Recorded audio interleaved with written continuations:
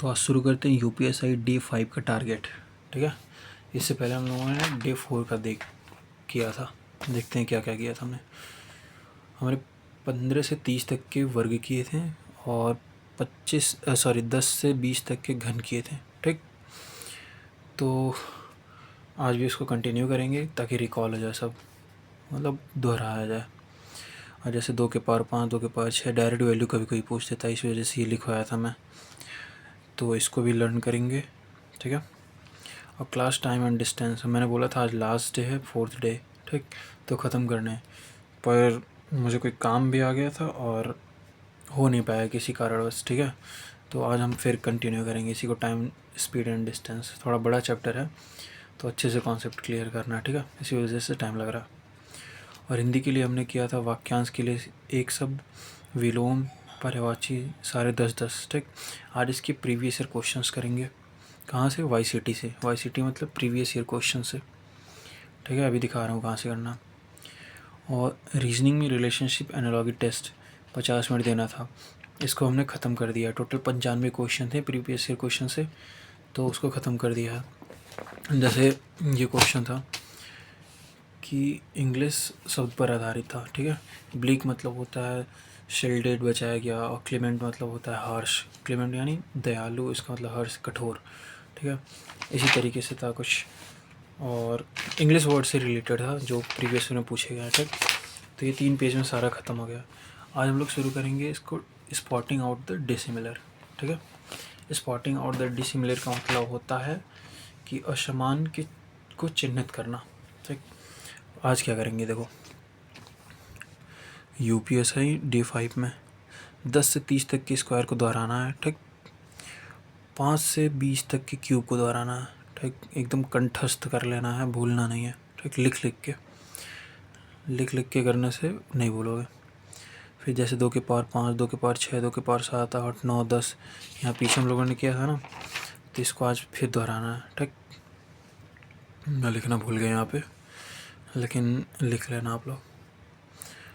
उसके बाद दूसरा class maths, speed time distance आज पूरा ख़त्म करना है, कितना भी टाइम लगे। ठीक, और हिंदी में वही सेम चीज़, वाक्यांश के लिए शब्द, विलोम, पर्यायवाची, समरूपी, भिन्नार्थक शब्द। इसको कहाँ से करेंगे देखो, मैंने बोला था ये नोट्स है, मिल जाएगा आपको रोजगार वेतन की से, या तो फिर किसी भी टेलीग्राम चैनल पे मिल जाएगा। जैसे देखो, वाक्यांश के लिए एक शब्द में इम्पोर्टेंट दिया हुआ है, मैंने टिक कर लिया है। ठीक, ऐसे 10-10 डेली करना है। ठीक, तो आज 10 की बारी है। ठीक है, नेक्स्ट के 10 करेंगे। और सेम ऐसे ही समरूपी भिन्नार्थक शब्द, यानी कि ऐसे अकर होता है न करने योग्य, आकर होता है खजाना, आकार होता है रूप, आकृति। ठीक है, 10 इसको भी करना है। तो 10-10 करके ऐसे बढ़ते चले जाएंगे। देखो 30 तक पहुंच गए हैं, 3 दिन हमने ये किया है। ठीक, आज नेक्स्ट 40 हो जाएगा। तो इसको ऐसे करेंगे। और क्या करेंगे, इसके प्रीवियस ईयर क्वेश्चन करेंगे। इसके प्रीवियस ईयर क्वेश्चन कहाँ से करेंगे? इसके प्रीवियस ईयर क्वेश्चन हम करेंगे यहाँ से। देखो जैसे यहाँ पे दिया हुआ है स्पॉटिंग आउट द डिसिमिलर, मतलब दूसरा, पहला हम लोगों ने ख़त्म कर दिया, 50 क्वेश्चन था। पेज नंबर 17 पे, page number 17, spotting out the dissimilar. ठीक, ये सारे प्रीवियस क्वेश्चन है।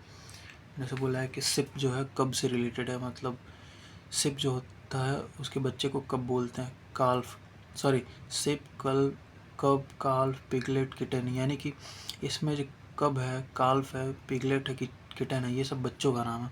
और सिप जो है उसके पेरेंट्स का नाम है। ठीक, तो इसी तरीके से डिसिमिलर क्या है इसमें, किटन, पिगलेट, कब, सिप, तो ये सब तो बच्चे होते हैं, ये बाप होता है, तो सिप को डिसिमिलर बोल दिया गया। ठीक, यहाँ पे समझाया हुआ अभी।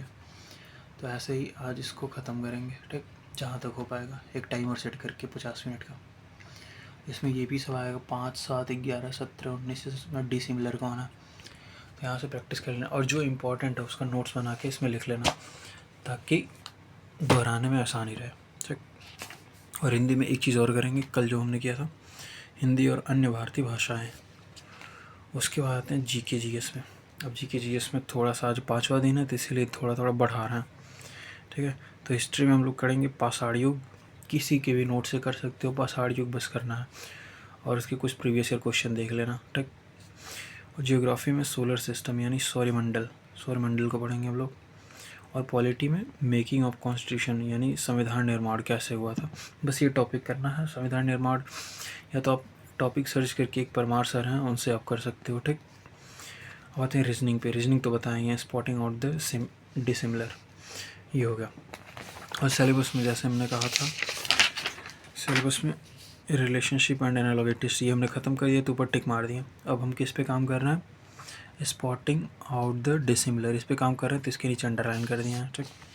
ऐसे ही हम इस पे काम कर रहे हैं टाइम एंड डिस्टेंस पे, तो इसके नीचे अंडरलाइन कर दिया है। और सेम चीज़ ये पर्यायवाची विलोम वाक्यांशों के लिए एक शब्द और समरूपी भिन्नार्थक शब्द, इसके प्रीवियस ईयर क्वेश्चन हम लोग कर रहे हैं और 10-10 डेली कर रहे हैं, ठीक।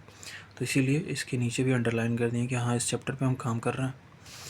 और इसमें हम लोगों ने जनसंख्या किया था, ठीक।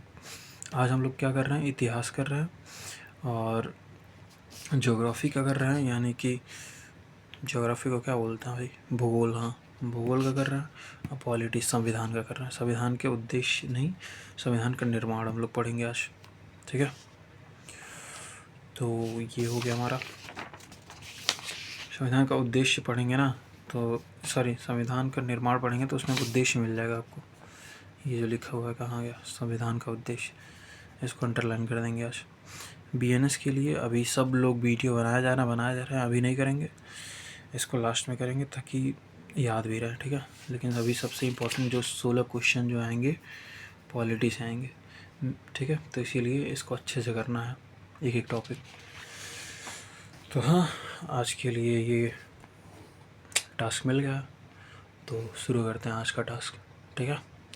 और बाकी हमने कुछ क्वेश्चंस किए थे अंतर्राष्ट्रीय संगठन वाले, आज हम इसको डाल देंगे, ठीक है। जैसे G20 और SCO, नाटो, G7 में कौन कौन से देश हैं, कब बना, ठीक है, इसको कर देंगे। और तो मेरे हिसाब से कुछ नहीं छूट रहा। कैलकुलेशन में ये सब आज करेंगे तीनों चीज़, ठीक। कैलकुलेशन इसलिए कम रखे हैं ताकि आज GK GS का थोड़ा सा पोर्शन बढ़ गया, ठीक है। तो हाँ, फिर ख़त्म करते हैं, बाय।